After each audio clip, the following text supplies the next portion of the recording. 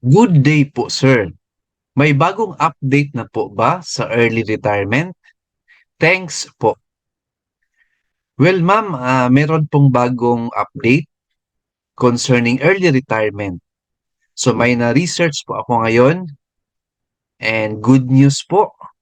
All right. So please watch the full video, friends.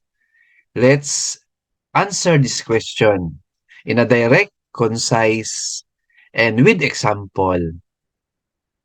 Are you ready? If yes, so let's get started.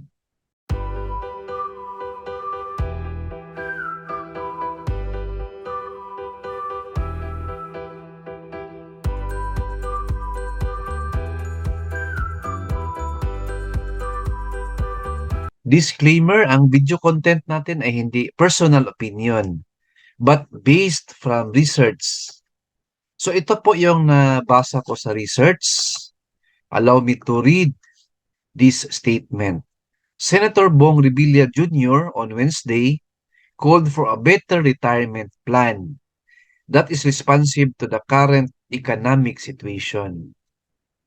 Actually, good news po ito, no? Kasi the fact na better retirement plan.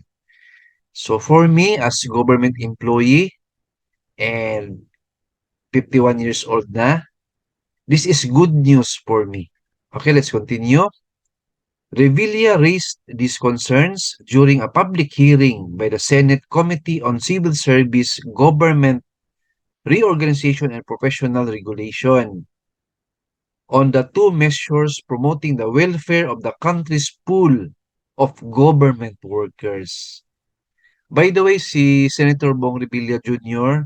is the chairman ng Senate Committee on Civil Service, Government Reorganization and Professional Regulation.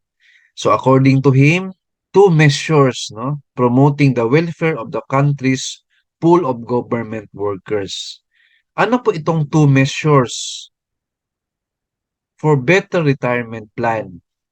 Answer, two measures for a better retirement plan. Number one, Senate Bill 1832. Number two, Senate Bill 1568. So ano po itong Senate Bill 1832? Answer, Senate Bill 1832 seeks to amend Republic Act 8291 or the GSIS Act of 1997 so that a government employee can already retire or receive benefits at an earlier age of 56. Yes, friends, itong bill na ito is proposal po ito, no, na yung retirement age ng government employee will be at age 56. Optional retirement age po ito. Instead na 60 po, gawing 56 na po. At the same time, yung compulsory retirement age from 65 to 60. Opo, 60 na po yung mandatory retirement age sa Senate Bill 1832. Simply said, pwede na tayo mag-retire optional at age 56 and mandatory retirement age 60. Okay? So what is Senate Bill 1568? Answer, Senate Bill 168, grant of automatic promotion equivalent to one grade higher than a government employee's salary grade at the time of their retirement, with the adjusted salary grade becoming the basis for the computation of their retirement benefits. This is good news, friends. Why? Kasi po kung ma-approve po itong Senate Bill 1832 na retirement age nga, no, na optional 56 and mandatory 60, automatic din po na may promotion na one grade higher. So, for example, salary grade 13 po tayo. So, pag mag-retire tayo, mag-avail tayo ng retirement age na early retirement age under Senate Bill 1832, automatic po mag-grant ang promotion one grade higher. So from salary grade 13 to salary grade 14 na po. So yan po ang basis po ng pension po natin and retirement benefits. Hindi na po yung average na 3 years na monthly salary natin. But kung ano yung actual salary po natin sa promotion. Right? So, this is good news, no? Kung ma-approve po itong Senate Bill 1832 and Senate Bill 1568. Subject for approval pa ito ng Senate.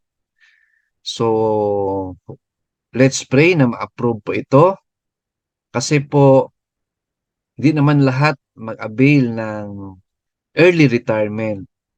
So, yan po ang sabi ni Senator Bong Revilla Jr., no?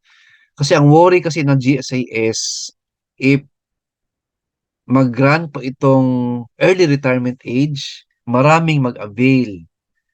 Sabi naman ni Senator Bong Revilla, who is the chairman of the Senate Committee on Civil Service, Government Reorganization, and Professional Regulation, hindi naman po lahat mag-avail ng early retirement age. If I remember right, 10% only, no? Hindi naman lahat kasi yung iba gusto nila na up to mandatory retirement age po sila.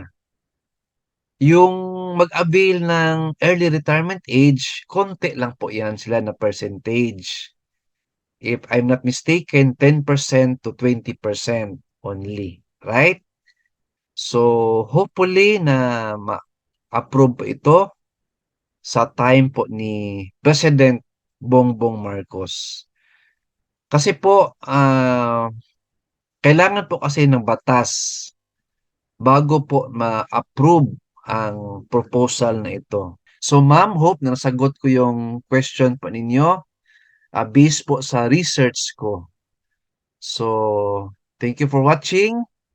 Please like, share this video, and subscribe my YouTube channel. Thank you, God bless, and 2 thumbs up.